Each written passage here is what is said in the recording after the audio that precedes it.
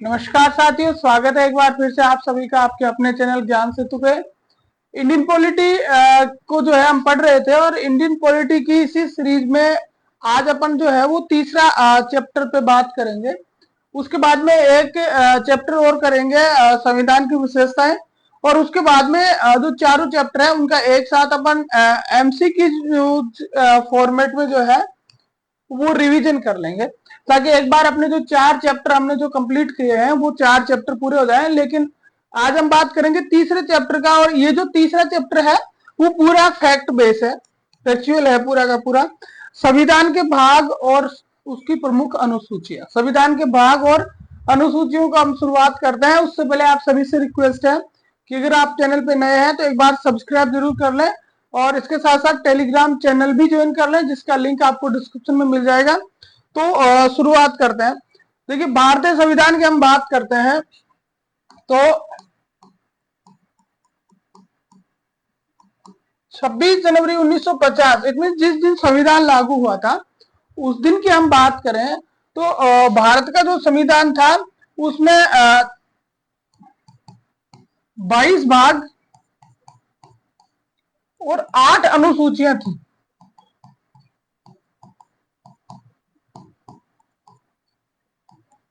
22 भाग और 8 अनुसूचियां थी। वर्तमान की अगर हम बात करें तो वर्तमान में ये जो है हो गया टोटल कितने 25। टोटल कितने भाग है भारतीय संविधान में? 25 भाग हैं। और ये जो अनुसूचियां हैं इनमें 4 और जुड़ गई, ये हो गई कितनी 12 अनुसूचियां। ठीक है, तो आपको याद रखना है कि भाई जब संविधान लागू हुआ, ठीक है, उस समय मूल संविधान में टोटल कितने भाग थे? 22 भाग और 8 अनुसूचियां थी। और वर्तमान समय में जो है वो 25 भाग और 12 अनुसूचियां भारतीय संविधान में है। ठीक है, ये बात होगी। अब हम सबसे पहले बात करेंगे जो 22 भाग है उनकी। तो भारतीय संविधान के प्रमुख भाग,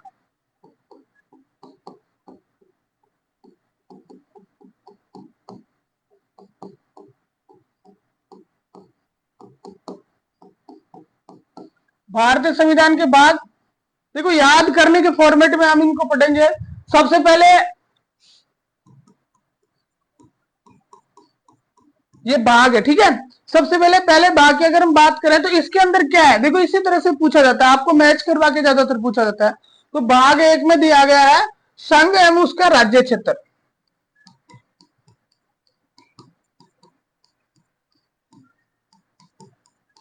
संघ एवं उसका राज्य क्षेत्र। कई बार आपको अनुच्छेद भी पूछ लेगा, तो आपको यहां पर यह भी ध्यान रखना है कि इससे रिलेटेड जो अनुच्छेद है वो अनुच्छेद कौन सा है? तो अनुच्छेद 1 से लेकर 4 तक,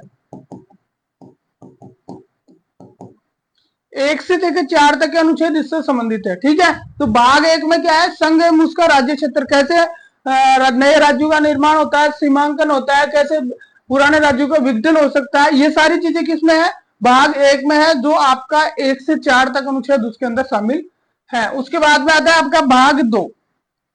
2 में आता है देखो नागरिकता। बहुत से प्रकार के नागरिक होते हैं, ठीक है। तो नागरिकता के लिए अनुच्छेद कौन कौन से हैं?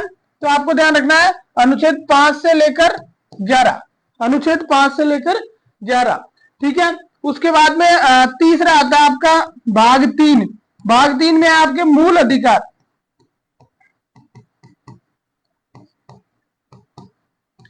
मूल अधिकार में क्या है? मूल अधिकार के अनुच्छेद कौन से हैं?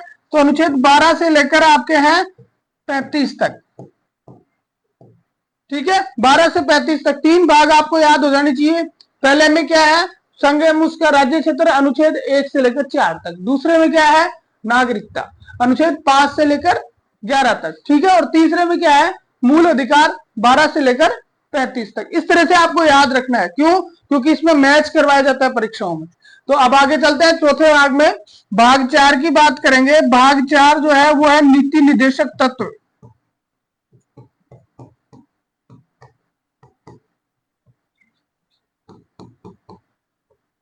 नीति निर्देशक तत्व, ठीक है। नीति निर्देशक तत्व कहां पे है? तो 36 से लेकर 51, अनुच्छेद 36 से लेकर 51 तक है नीति निर्देशक तत्व। उसके बाद में आते हैं अपन 5 नंबर पे, ठीक है। लेकिन यहाँ पे भाग 5 नहीं लिखेंगे। क्यों? क्योंकि ये बाद में जोड़ा गया, और 4 के बाद में यहाँ एक नया भाग जोड़ा गया जिसका नाम है 4K, भाग 4K, ठीक है। और 4K के अंदर आपके क्या है, मूल कर्तव्य। 4K में क्या है, मूल कर्तव्य है, ठीक है।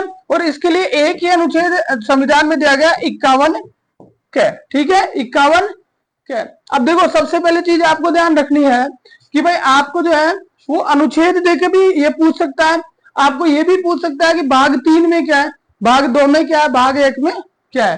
तो स्टार्टिंग की ये जो 5 अपने भाग देखे, ये आपको अच्छी तरह से याद होने चाहिए, ठीक है। नेक्स्ट में चलते हैं। अब आते हैं अपन, 4 हो गए पूरे और 4 के हो गए। अब अपन आते हैं 5 नंबर में। यहां लिखते हैं भाग और यहां लिखते हैं उनसे संबंधित अनुच्छेद। दोनों चीजें पैरेलल चलेंगी, दोनों चीजें साथ चलेंगी, ठीक है। अब आता है आपका भाग नंबर 5।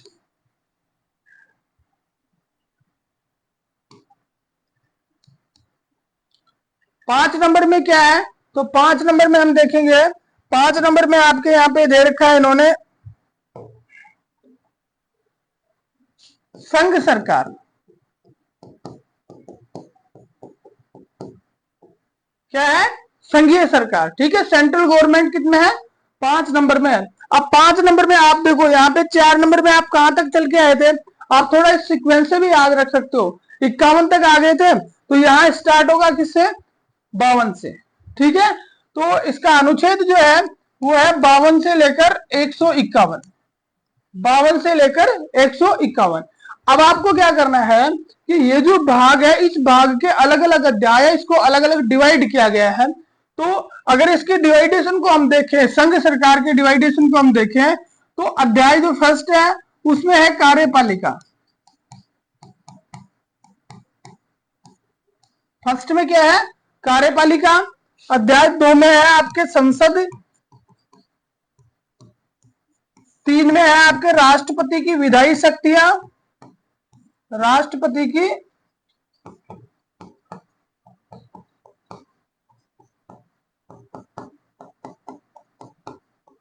विधायी शक्तियां।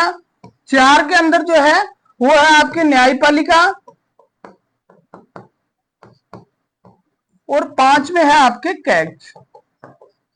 5 अध्यायों में डिवाइड किया गया है केंद्र सरकार को। और केंद्र सरकार के तो टोटल अगर देखा जाए कि भाई केंद्र सरकार, संघ सरकार का प्रावधान किसमें है, तो भाग 5 में है, ठीक है। अनुच्छेद कुल की बात करें तो 52 से लेकर 151 तक है। लेकिन यहाँ पे पूछ लिया जाए अध्यायवार, तो सबसे पहले कार्यपालिका होती है, उसके बाद में संसद, उसके बाद में आपके जो राष्ट्रपति की विधायी शक्तियां उनका उल्लेख है, उसके बाद में न्यायपालिका का उल्लेख है, और उसके बाद में कैग, ठीक है, कंट्रोलर ऑडिटर जनरल, ठीक है। तो इनके अनुच्छेद भी आपको साथ साथ देखने हैं। तो अगर कार्यपालिका की हम बात करें ना, तो 52 से स्टार्ट हो रही है, तो 52 से लेकर 78 तक। देखो भाई 52 से 78 तक क्या है, कार्यपालिका है, ठीक है। फिर उसके बाद में संसद आ गई। संसद है आपकी 78 से जस्ट आगे क्या, 79 से लेकर 122 तक, 79 से लेकर 122 तक हो गई आपकी संसद। उसके बाद में आता है राष्ट्रपति। राष्ट्रपति की हम बात करें, राष्ट्रपति की कौन सी शक्ति की बात हो रही है, विधायी शक्ति। और विधायी शक्ति का मतलब अध्यादेश जारी करने की शक्ति आ गई, तो 1 2 3 में आती है 123 में। राष्ट्रपति की विधायी शक्ति आ गई अनुच्छेद 123 में, ठीक है। उसके बाद में न्यायपालिका की बात करेंगे, 124 से स्टार्ट होकर 147 तक चलती है, ठीक है। और 148 से लेकर 151 तक जो है वो आपके कंट्रोलर ऑडिटर जनरल कैग का प्रावधान भारतीय संविधान में किया गया, ठीक है। अब आपको जो केंद्र सरकार है उससे संबंधित जो भाग 5 है, उसकी जो बेसिक चीजें हैं, भाई कौन से अनुच्छेद की में किससे संबंधित है, वो आपको अच्छी तरह से याद होनी चाहिए। अब देखो इसका फायदा एक और है, जैसे मान लो आपको कार्यपालिका से संबंधित कोई अनुच्छेद पूछ रहा है और आपको पता है कि भाई 52 से 78 तक है, ठीक है। अब 52 से 78 तक जब कार्यपालिका अनुच्छेद है और आपके ऑप्शन में इनमें से कोई एक है, मान जैसे 67 है मान लो, और बाकी बाद में नहीं है, तो वहां आप आसानी से देख सकते हो कि हाँ ये था, तो यहां से ऊपर तो हो ही नहीं सकता। तो एक बार फिर से याद करते हैं, भाग 5 में क्या है, केंद्र सरकार। केंद्र सरकार जो है 51 से तक तो हमने क्या पढ़ा, मूल कर्तव्य पढ़ा। 52 से 151 तक ये है। अभी इसको अलग अलग अध्याय है, पहले टोटल कितने अध्याय हैं? 5 अध्याय है। पहले अध्याय में है कार्यपालिका, और कार्यपालिका जो है वो है आपकी 52 से 78 तक। फिर आती है आपकी संसद 79 से 122 तक। फिर आती है आपकी राष्ट्रपति की विधायी शक्तियां, अनुच्छेद 123, इसको हम कह सकते हैं अध्यादेश जारी करने की शक्ति।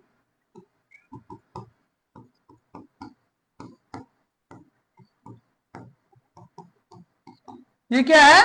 ये आपके अध्यादेश जारी करने की शक्ति है, ठीक है। उसके बाद में आती है न्यायपालिका, अनुच्छेद 124 से लेकर 147 तक न्यायपालिका के प्रावधान है, ठीक है। उसके बाद में आते हैं कैग 148 से लेकर 151, ठीक है। जिस तरह से भाग 5 में केंद्र सरकार है, ठीक उसी तरह से भाग 6 के अंदर क्या है? राज्य सरकार है।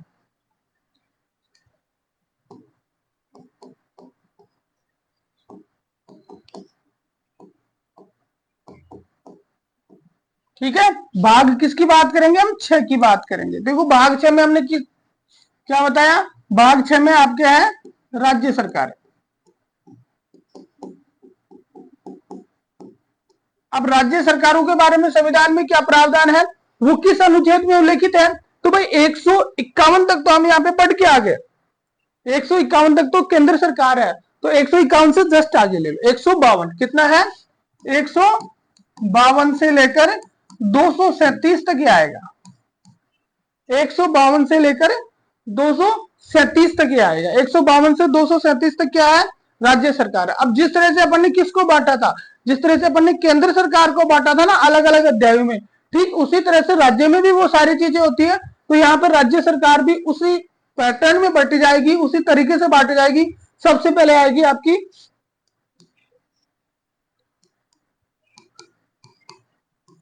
कार्यपालिका, ठीक है। उसके बाद में आएगा विधानमंडल, ठीक है। उसके बाद में तीसरा क्या आया था? उसमें आया था अपने हमने देखो तीसरा क्या देखा था? राष्ट्रपति की विधायी शक्ति। तो राज्य में कौन होता है? राज्यपाल।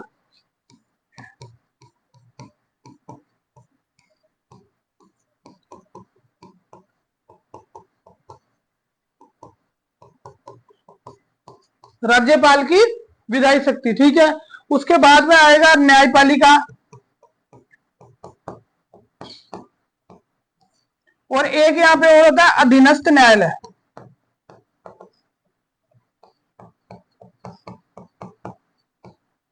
और स्टार्ट में यहां होता है साधारण, ठीक है। अब इसमें थोड़े 2 नाम और बढ़ गए, ये भी आपको ध्यान रखना है। देखो एक तो जब आप राज्यपाल पढ़ते हो तो कहीं भी अनुच्छेद 52 का नाम नहीं आता, कहीं भी अनुच्छेद 152 का नाम नहीं आता। तो साधारण के अंदर है 152, अनुच्छेद 152 को तो साधारण नॉर्मल होता है, साधारण भूमिका, राज्य की भूमिका बढ़ाने में इसका प्रावधान किया गया। अब 153 से स्टार्ट हो जाओ। कार्यपालिका आपकी 153 से लेकर 167 तक, 153 से लेकर 167 तक क्या है? कार्यपालिका, राज्य कार्यपालिका का प्रावधान है। उसके बाद में आता है विधानमंडल, तो 168 से स्टार्ट होता है, और 168 से स्टार्ट होकर आता है 212 तक। कितने तक आता है? 212 तक। फिर राज्यपाल की विधायी शक्तियों की हम बात करते हैं 213, अनुच्छेद 213। राज्यपाल जो है उसको अध्यादेश की जो शक्ति है वो अनुच्छेद किसमें है? 213 में, तो अनुच्छेद 213। फिर न्यायपालिका की बात करते हैं तो 214 से लेकर 232 तक है, 214 से लेकर 232 तक न्यायपालिका है। उसके बाद में आगे आते हैं अधीनस्थ न्यायालय में, तो 233 से लेकर 237 तक है। भाई इस तरह से आपको अनुच्छेद याद रखने पड़ेंगे। पॉलिटिकल साइंस अगर आपको अच्छी तरह से याद करनी है, ये जो फैक्ट जो है वो आपका बेस है। अगर आपको ये याद नहीं हो रहे हैं तो फिर आप आगे जो है वो परेशानी का सामना करना पड़ेगा। आगे हमें अनुच्छेद याद नहीं होंगे, बार बार हम उसको स्किप कर जाएंगे, भूल जाएंगे। इसलिए आपको एक बार अनुसूचियां और जो भाग है उनसे रिलेटेड जो अनुच्छेद है वो तो याद करने ही पड़ेंगे। तो एक बार फिर से देखते हैं कि भाई केंद्र राज्य सरकार का प्रावधान का है, भाग 6 में है। भाग तो कौन सा है? 6। अनुच्छेद की बात कर रहे हैं तो अनुच्छेद 152 से लेकर 237 है। अब इसको भी इन्होंने यह अध्याय 1, यह अध्याय 2, यह अध्याय 3, 4, 5 और 6 अध्याय, टोटल कितने अध्यायों में बांटा? 6 अध्यायों में इसको डिवाइड किया। सबसे पहले साधारण है, नॉर्मल बातें दे रखी है 152 में, उसमें उतना कोई डीपली जाने की जरूरत नहीं। फिर उसके बाद में आते हैं कार्यपालिका। यहाँ पे राज्यपाल से रिलेटेड चीजें आएंगी सारी की सारी। तो आपके 53 से लेकर 153 से लेकर 167 तक इसमें ये आएगा। फिर उसके बाद में आगे आते हैं अपन विधानमंडल में। तो विधानमंडल आपका आएगा कहाँ पे, देखो ये रहा 168 से 212 तक, जिसमें विधानसभा भी आएगी, विधान परिषद भी आएगा, उसकी सारी शक्तियां, उसके कार्य, सब चीजें आ गई। उसके बाद में आता है राज्यपाल की विधायी शक्ति, अध्यादेश जारी करने की राज्यपाल की शक्ति किस अनुच्छेद में है, तो 213। ठीक है। उसके बाद में न्यायपालिका। देखिए न्यायपालिका यहाँ पे राज्य में दो प्रकार की होती है। एक होती है मुख्य न्यायपालिका जिसमें हाई कोर्ट आता है, और दूसरे आते हैं अधीनस्थ न्यायालय जिसमें जिला न्यायालय, सेशन न्यायालय जो है ना, ये सारे के सारे आते हैं। तो 232 तक तो है हाई कोर्ट वाला, और अधीनस्थ न्यायालय 233 से 237, 233 से 237। आपने पढ़ा होगा, तो उसमें पढ़ा होगा कि अनुच्छेद 233 जो है, एक शब्द है जिला शब्द, ठीक है। ये जो जिला शब्द है वो अनुच्छेद 233 में इसका जिक्र हुआ। भारतीय संविधान में एक बार जिक्र हुआ जिला शब्द का, और वो भी किसमें हुआ, अनुच्छेद 233 में, जिला न्यायालय के रूप में। ठीक है। तो ये हो गया अपने राज्य की सरकारें, भाग 6 याद हो गया। नेक्स्ट में चलते हैं भाग 7।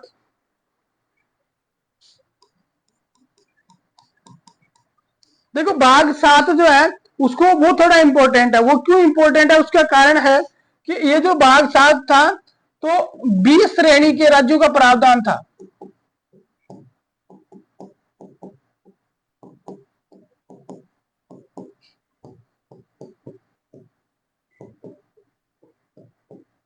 आपने पढ़ा होगा ना कि राजस्थान जो था वो एकीकरण के बाद में 20 श्रेणी के में माना गया था। ठीक है। तो 20 श्रेणी में कौन से राज्य आते थे, छोटे छोटे जो रियासतें थी उनको एकीकृत करके बने राज्य। एक तो प्रांत थे, एक ये थे, 4 श्रेणियां थी। तो राज्य पुनर्गठन आयोग जो था, राज्य पुनर्गठन आयोग,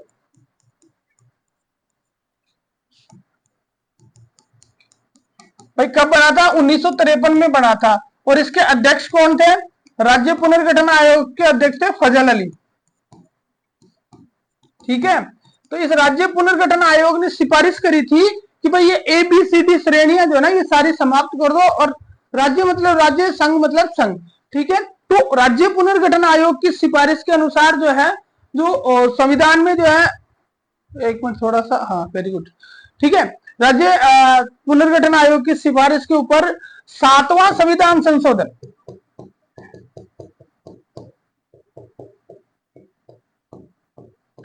7वां संविधान संशोधन जो है वो 1956 में लागू हुआ। और इस संविधान संशोधन के द्वारा ये जो भाग 7 था, इसको क्या कर दिया गया, निरस्त कर दिया गया। इसको क्या कर दिया गया, निरस्त कर दिया गया। तो एकमात्र जो है वो अपना भाग संविधान का जिसको निरस्त किया गया, वो कौन सा था, 7। अब इसमें क्या था, ये तो आपको बता ही दिया कि भाई इसके अंदर भाग पार्ट 20 श्रेणी के जो राज्य थे उनसे संबंधित प्रावधान थे। कई बार आपको अनुच्छेद भी पूछ लिया जाता है। तो अगर आपको अनुच्छेद पूछ ले कि भाई इसमें ये कौन से अनुच्छेद से संबंधित था, तो एकमात्र 238, एक ही अनुच्छेद इसके अंदर शामिल था, 238, एक ही अनुच्छेद इसके अंदर शामिल था, कौन सा, 238। ठीक है। अभी ये हो गया आपका भाग 7। अब चलते हैं भाग 8 में।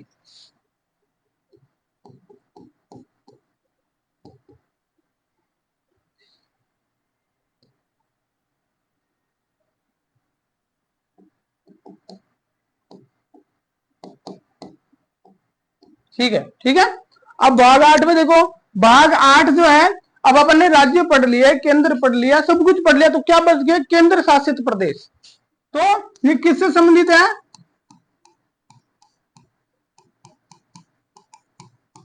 केंद्र शासित प्रदेश जो है उनसे संबंधित प्रावधान इसके अंदर है। केंद्र शासित प्रदेशों से संबंधित प्रावधान है।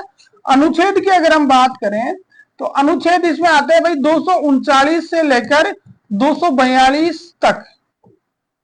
ठीक है।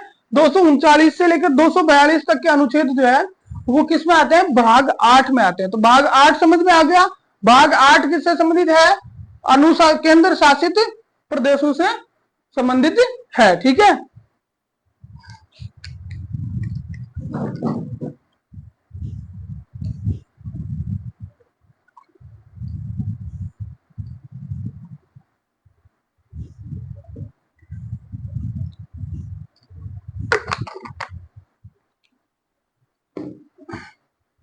ठीक है, ये 8 हो गया। उसके बाद में चलते हैं भाग 9 में। देखो 9 थोड़ा मोस्ट भी है। भाग 9 में क्या है? भाग 9 में आपके पंचायतें। आपको पता होना चाहिए पंचायतों से रिलेटेड क्या है। तो भाई इसमें आपको इतना ध्यान रखना है कि अनुच्छेद कौन सा है। तो अनुच्छेद है इसमें 243 से लेकर 243 ओ, 243 से लेकर 243 ओ, टोटल 16 अनुच्छेद इसके अंदर शामिल है। टोटल कितने अनुच्छेद शामिल है? 16 अनुच्छेद जो है वो इसके अंदर शामिल है। और संविधान संशोधन की बात करें तो जो 73वां संविधान संशोधन है,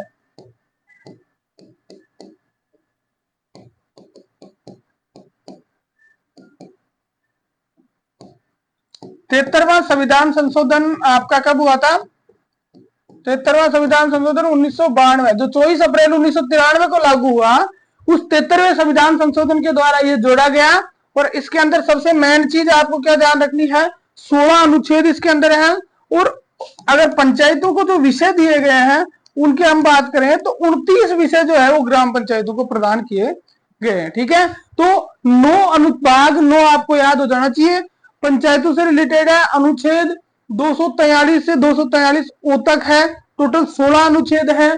73वां संविधान संशोधन 1992 जो 24 अप्रैल 1993 को लागू हुआ, उससे जो है ये जोड़ा गया है। और इसमें टोटल 29 विषय जो है वो ग्राम पंचायतों को दिए गए हैं। अब 9 हो गया। अब 9 के जिस तरह से पंचायतें हैं उसी तरह से नगरीय स्वायत्त शासन।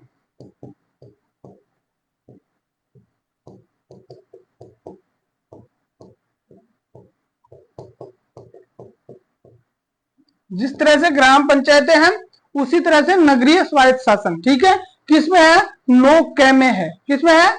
9 क में। वही सारी चीजें देखनी है। तो इसके अंदर जो है जो नगर पालिकाओं को जो दिए गए अनुच्छेद की हम बात करें,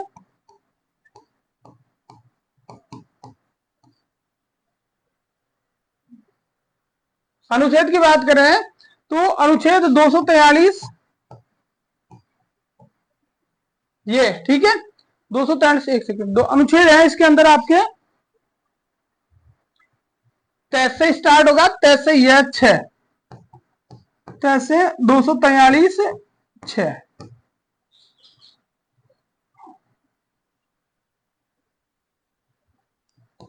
243 ये 6। ठीक है, अब इसकी बात करें, इसके अंदर जो है वो टोटल 18 अनुच्छेद है। टोटल कितने हैं? 18 अनुच्छेद है। ये अनुच्छेद कितने हैं? टोटल 18 है। उसमें कितने थे? उसमें पंचायतों में अपने थे 16। तो अगर विषय की भी बात करें तो यहाँ पे जो है वो नगर पालिकाओं को कितने विषय दिए गए हैं? 18 विषय दिए गए। कितने विषय दिए गए? 18 विषय नगर पालिकाओं को प्रदान किए गए हैं। और ये देखें कि भाई ये किससे जुड़ा, तो ये 74वां संविधान संशोधन, 74वां जो कॉन्स्टिट्यूशन अमेंडमेंट था, 74वां संविधान संशोधन था 1992। ठीक है, उसके द्वारा इसको जोड़ा गया। तो 9 क हो गया और 9 हो गया, 2 हो गए। अब एक और जुड़ गया इसके अंदर और उसका नाम है 9 ख। क्या नाम है? 9 ख। वो और देखते हैं।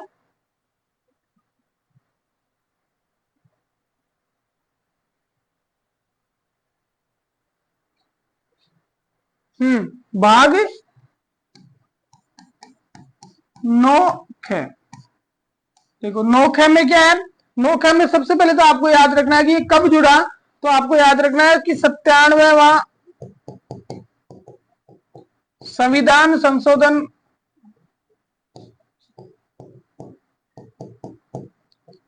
97वें संविधान संशोधन कब हुआ था? 2011। आरएस प्री 2013 में ये क्वेश्चन भी आया था। 97वें संविधान संशोधन 2011 द्वारा ये जुड़ा। और इसमें क्या है? इसमें है आपके सहकारी समितियां।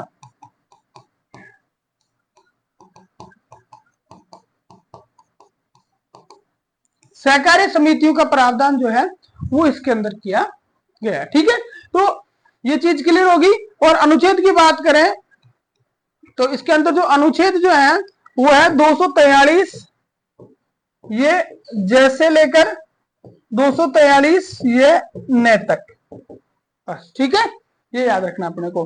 तो ये 3 अनुच्छेद हो गए, 3 आपके जो है वो भाग हो गए 9 से रिलेटेड, भाग 9 से संबंधित 3 भाग आपके यहाँ पे सामने हैं। ठीक है, ये रेडी है। ठीक है, भाग 9 से संबंधित 3 पार्ट आपके सामने है। कौन सा? भाग 9 पंचायतों से संबंधित है, भाग 9 क जो है वो नगरीय स्वायत्त शासन से संबंधित है, और भाग 9 ख जो है वो किससे संबंधित है?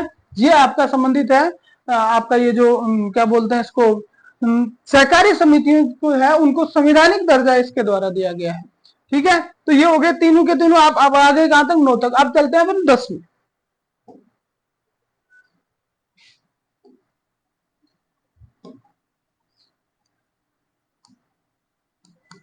भाग और अनुच्छेद। अब देखो 10 में क्या है? भाग 10 में क्या आता है? भाग 10 में आता है आपके अनुच्छेद 244। तो 244 में आपके क्या लिखा है? 244 में लिखा है जनजातीय क्षेत्र।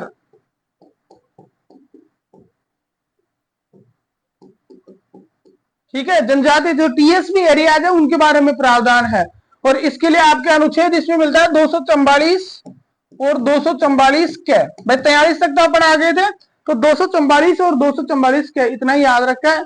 जनजातीय क्षेत्र से संबंधित बातें इसके अंदर दी गई है। ठीक है, 10 तक पूरे हो गए आपके। भाई टोटल 25 करने हैं, 25 में से 15 हो गए लगभग, 10 और बचे हैं। अब आगे चलते हैं अपन भाग 11। 11 नंबर भाग में क्या दे रखा है वो आपको अभी यहाँ पे देखना है। तो 11 में आपको देखना है केंद्र राज्य संबंध। थोड़ा सा इंपॉर्टेंट है, आरएस प्री में देखें या एसआई में देखें तो संघवाद करके एक टॉपिक आता है अपने, एक बात आती है क्या? संघवाद, फेडरलिज्म। ठीक है, और इसके अंदर अपने को यही सारी चीजें पढ़नी होती है। भाग 11, 12, 13 ही पढ़ना होता है, भाग 11, 12 पढ़ना होता है मेन चीज। ठीक है, तो 11 जो है उसके अंदर यहाँ पे क्या दिया गया है? केंद्र राज्य संबंध दिया गया। अनुच्छेद की हम इसकी बात कर लेते हैं। तो अनुच्छेद 245 से स्टार्ट होता है और 263 तक जाता है। केंद्र राज्य संबंध जो भाग 11 है वो 245 से स्टार्ट होकर 213 तक 63 तक जाता है। अब इसको 2 पार्ट में डिवाइड करते हैं, ये आपको ध्यान रखना है। एक होता है केंद्र और राज्य के बीच में विधायी संबंध,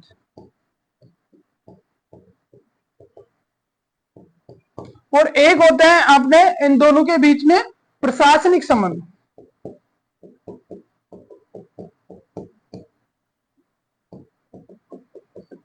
देखो केंद्र और राज्य के बीच में वैसे तो 3 प्रकार के संबंध हम कह सकते हैं, विधायी, प्रशासनिक और तीसरा अपना हो गया वित्तीय संबंध। तो वित्तीय तो नेक्स्ट में आ जाएगा। अब विधायी संबंध में क्या आता है कि भाई जब राज्य जो है वो केंद्र जो है वो कब कानून बना सकता है, ये सारी चीजें विधायी संबंध में आती है। ठीक है, तो विधायी संबंध अनुच्छेद 245 से स्टार्ट होता है और 245 से होकर 255 तक विधायी संबंध है। 245 से 255 तक क्या है? विधायी संबंध के बारे में प्रावधान है। उसके बाद में प्रशासनिक संबंध की बात करें तो 256 से स्टार्ट होकर 263 तक है। 256 से स्टार्ट होकर 263 तक क्या है?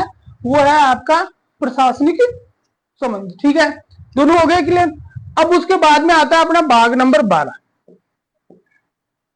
ये वित्त से संबंधित है। ये किससे संबंधित है? तो वित्त से संबंधित है। इसको हम लिख सकते हैं वित्त संविदाएं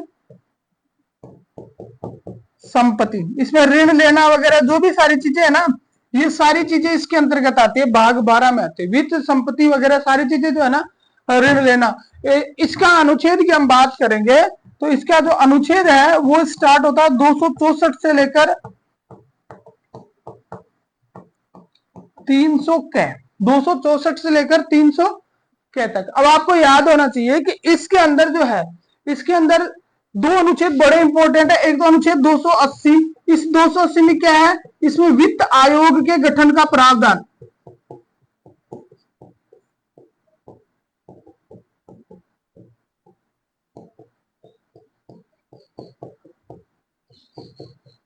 इसमें क्या है? वित्त आयोग के गठन का प्रावधान है अनुच्छेद 280 में। और एक आपको यहां दिख रहा है ये 300 क, 300 क क्या है, संपत्ति का अधिकार। इसमें क्या है आपके,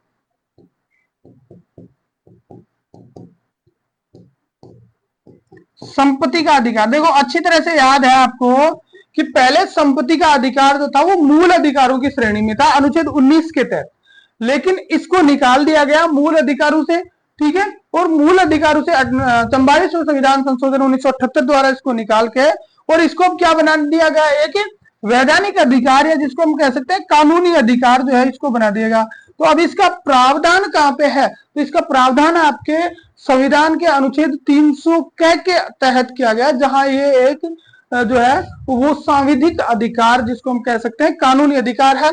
और एक इसके अंदर आता है अनुच्छेद 280, जिसमें सरकार को राष्ट्रपति हर साल जो है एक वित्त आयोग का गठन करते हैं हर 5 साल से, ठीक है, जो केंद्र और राज्यों के बीच में जो है वो वित्त का बंटवारा करने में का कार्य करता है, ठीक है। उसके अलावा आपको भाग 13 भी यही याद कर लेना है। भाग 13 में क्या है, अब 13 में देखो क्या है, व्यापार और वाणिज्य।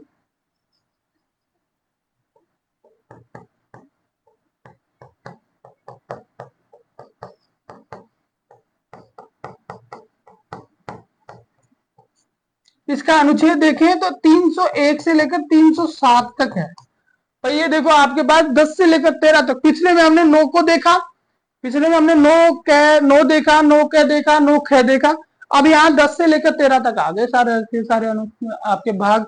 10 में क्या था, जनजातीय क्षेत्र, अनुच्छेद 244 से 244 क्या था। उसके बाद में केंद्र राज्य संबंध था 11 में 245 से लेकर 263 तक, हमने 2 पार्ट में डिवाइड किया।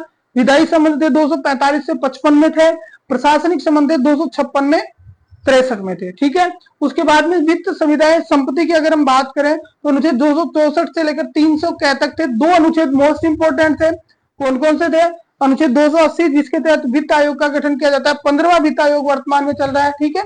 और एक था 300 का जिसके तहत संपत्ति के अधिकार को मूल अधिकार की जगह यहाँ पे जगह दी गई। और तीसरा था 13वां था अपना भारत में व्यापार और वाणिज्य, और इससे रिलेटेड बात थी वो किस अनुच्छेद में थी, 301 से 307 में। ये जो पीपीटी पे जो मैं अभी आपके सामने तैयार हो रही है, ये पीपीटी जो है वो अपने जो ज्ञान सेतु ऐप है,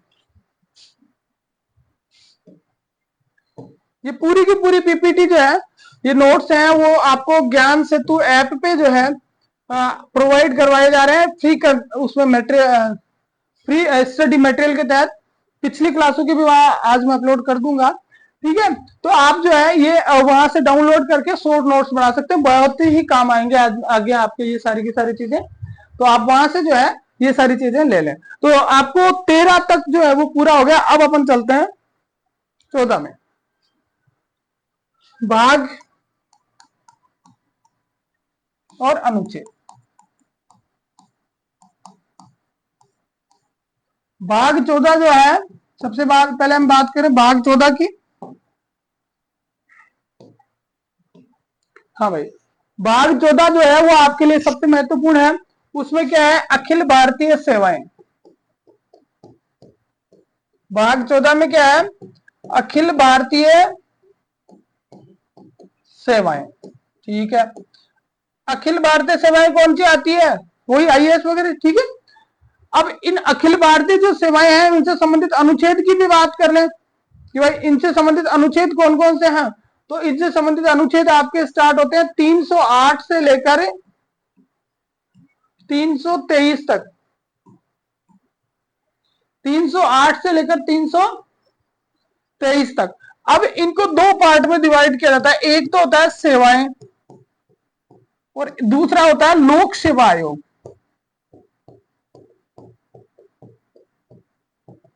सिलेबस में अलग से मेंशन भी किया हुआ है भाई, लोक सेवा आयोग 315 से 323 पढ़ते हैं अपन, ठीक है।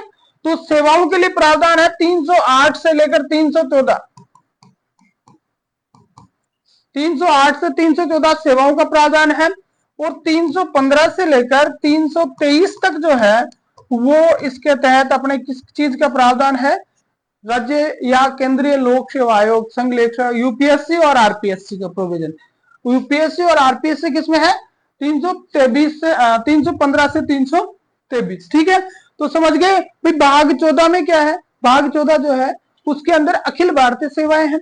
अनुच्छेद कंप्लीट की बात करें तो 308 से 323 तक है, और अगर हम बात करते हैं इनको डिवाइडेशन की तो 308 से लेकर 314 तक तो क्या है, अपनी सेवाएं हैं, सर्विसेज की बात की गई है, और 315 से 23 तक लोक सेवा आयोग का प्रावधान है। यूपीएससी और आरपीएससी यानी जो भी पीसीएस है सबका प्रोविजन 315 से 323 में है, ठीक है।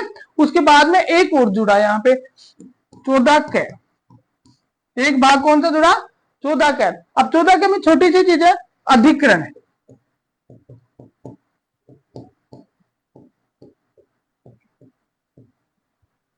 14 कै में छोटी सी चीज क्या है, अधिकरण है, ठीक है।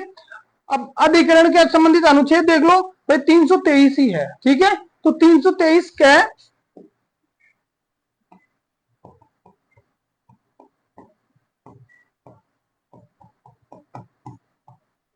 323 कै और ख, ये दो अधिकरण की बात यहाँ पे करते हैं, ठीक है। तो 14 याद हो गया, 14 क्या था, लोक सेवा आयोग, ठीक है, अखिल भारतीय सेवाएं, और 14 क्या है, अधिकरण, ठीक है, अथॉरिटीज। अब उसके बाद में आता है आपके 15, भाग 15, ठीक है। अब 15 में आपके क्या है, देखो निर्वाचन, 15 में क्या है, निर्वाचन, निर्वाचन से रिलेटेड सारी चीजें भाग 15 में दी गई है। इसके अनुच्छेद की अगर बात करें तो इसके जो अनुच्छेद है वो 324 से स्टार्ट होते हैं और 329 कै तक इसका प्रावधान है। निर्वाचन से संबंधित सारी चीजें, और भाग 15 अनुच्छेद 324 से 329 कै तक इसका जो है वो प्रावधान इसमें किया गया है, ठीक है। अब उसके बाद में आगे चलते हैं, नेक्स्ट ले लेते हैं भाग 16, भाग 16। अब देखो कहां तक आ गए अपन, 329 के तक आ गए इसमें। अब स्टार्ट होगा 330 से, ठीक है। तो 330 से आगे वाले अनुच्छेद में क्या है, तो 330 से आगे वाले अनुच्छेद की अगर हम बात करें तो इसमें आपको दिया गया है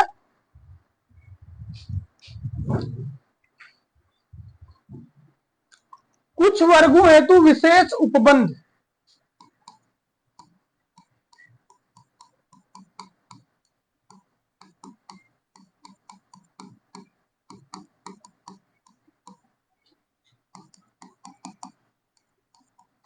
कुछ वर्गों हेतु विशेष उपबंध, ये किसमें दिया गया, ये दिया गया आपको 300 भाग 16 अनुच्छेद 330 से 342 के, ये इसके अंदर दिया गया 330 से 342 के। हम पढ़ते हैं ना भाई एससी के लिए विधानसभा में कितनी सीटें हैं, एसटी के लिए कितनी सीटें हैं, वो सारे प्रावधान इसके अंदर दिए गए, वो सारे के सारे प्रावधान क्या है इसमें शामिल किए गए हैं। फिर उसके बाद में आता है भाग 17, 17 जो है वो अपना क्या है, राजभाषा। 17 किससे संबंधित है, 17 आपका राजभाषा से संबंधित है। अब देखो 343 अनुच्छेद की बात कर लेते हैं, राजभाषा से संबंधित 343 से लेकर 351 तक के जो अनुच्छेद है, 343 से 351 तक के अनुच्छेद है वो राजभाषा से संबंधित है। उसमें लिखा है कि भाई संघ की भाषा क्या होगी, राज्य की भाषा क्या होगी, न्यायालय की भाषा क्या होगी, संसद की भाषा क्या होगी, सभी के बारे में इसमें जो है वो प्रावधान किए गए, ठीक है। तो ये चीजें आपको ध्यान रखनी है। अब उसके बाद में बात करते हैं भाग 18। अब 18 में क्या है, आपातकालीन प्रावधान।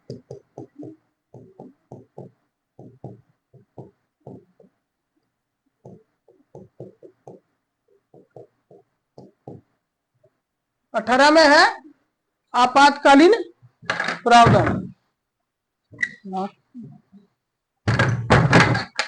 ठीक है। 18 में है आपातकालीन प्रावधान। 352 से लेकर 360,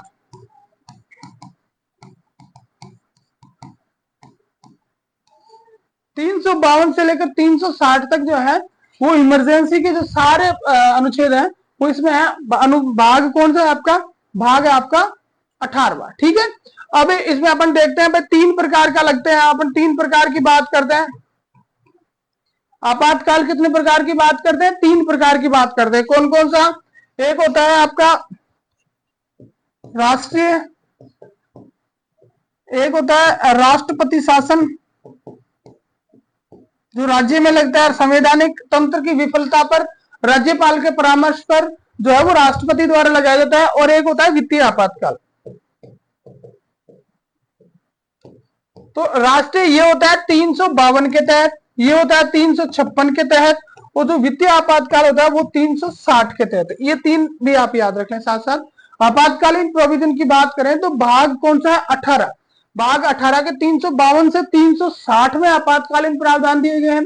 352 के तहत लगता है राष्ट्रीय आपातकाल, 356 के तहत लगता है संवैधानिक तंत्र की विफलता पर राज्य में आपातकाल लगाया जाता है, जिसको राष्ट्रपति शासन कहते हैं। और वित्तीय आपातकाल लगता है 360। ठीक है, तो ये हो गए आपके कितने अनुच्छेद हो गए, कितने भाग हो गए? टोटल आपके हो गए 18। टोटल कितने हो गए? 18। अब तो आ गए अपन नजदीक, 4 ही बचे।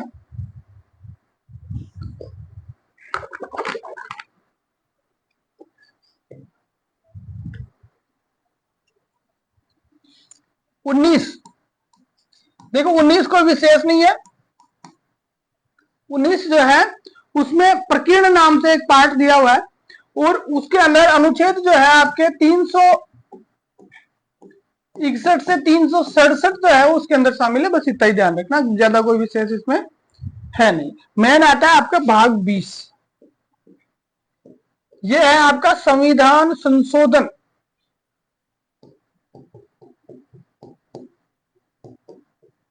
भाग 20 में क्या है? संविधान संशोधन। चलो जी, संविधान संशोधन में क्या है? संविधान संशोधन की बात करें तो भाग 20 के तहत जो संविधान संशोधन आपको दिया गया है, ये आपके एक ही अनुच्छेद इसमें शामिल है, और वो अनुच्छेद है 368। वो कितना है?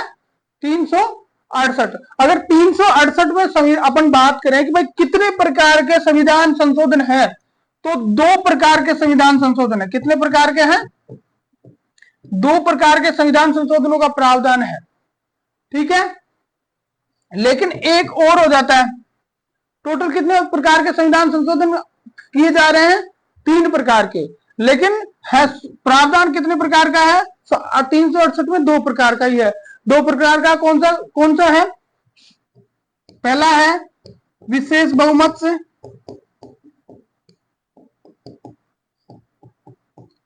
और दूसरा है विशेष बहुमत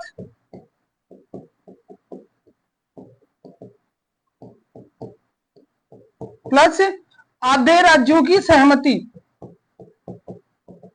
आधे से अधिक राज्यों की सहमति।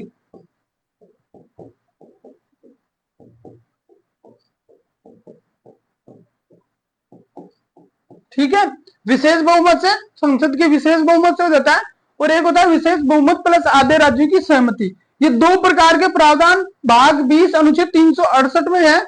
दक्षिणी अफ्रीका से लिया गया है। कहां से लिया गया? ये प्रक्रिया दक्षिणी अफ्रीका के संविधान से इसको भारतीय संविधान में शामिल किया गया है। और ये जो तीसरे प्रकार की मैंने बात की, ये है साधारण बहुमत से।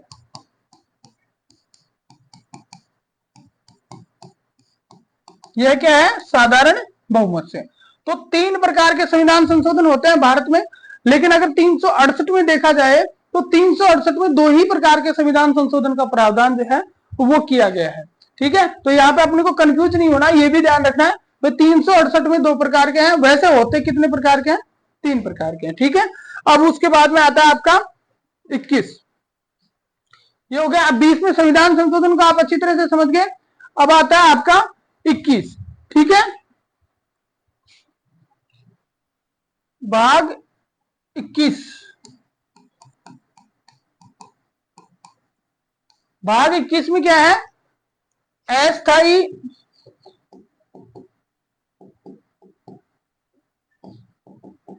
संक्रमणकालीन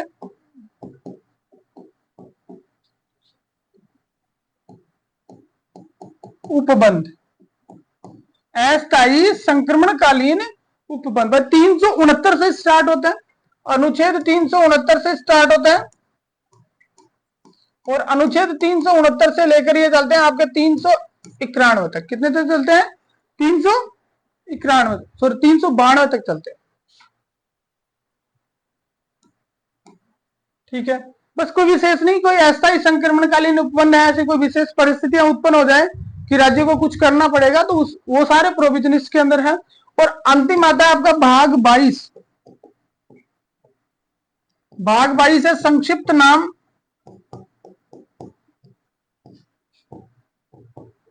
प्रारंभ हिंदी का प्राधिकृत पाठ।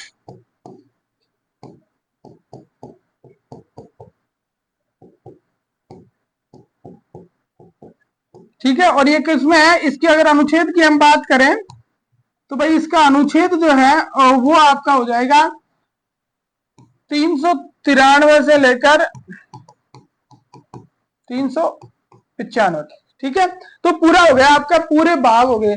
टोटल कितने भाग हो गए अपने, टोटल 22 भाग जो है उनको हमने यहाँ पर पढ़ लिया। लेकिन बीच में और जुड़े, इसलिए जुड़ने के कारण जो है वो कितने हो गए 22 और 4, एक कट गया, 4 जुड़ गए, तो टोटल कितने हो गए 25। तो स्टार्ट में हमने बात करी कि भाई शुरू में हमने देखा था कि भारतीय जो संविधान था वो भारतीय संविधान में कुल कितने भाग थे जब ये स्टार्ट हुआ था, जब ये लागू हुआ था 26 जनवरी 1950 की अगर हम बात करें तो 22 भाग और 8 अनुसूचियां थी। लेकिन वर्तमान समय में इसमें 25 भाग और 12 अनुसूचियां, जिसकी हमने जो है वो बात कर ली। अगली क्लास में हम अनुसूचियों को ठीक इसी तरह से डिस्कस करेंगे, लंबी क्लास नहीं करेंगे। ठीक है, आप सभी से एक बार फिर से रिक्वेस्ट है कि आप अगर नए हैं तो चैनल को ज्वाइन जरूर कर लें, टेलीग्राम चैनल ज्वाइन कर लें, और जो अपना ज्ञान सेतु ऐप है, ज्ञान सेतु ऐप के ऊपर भी जो है वो आपको ये पीपीटी नोट्स जो है वो अवेलेबल करवाए जा रहे हैं, तो वहां से आप ये भी ले सकते हैं। आज की क्लास में इतना ही करेंगे। Thank you very much.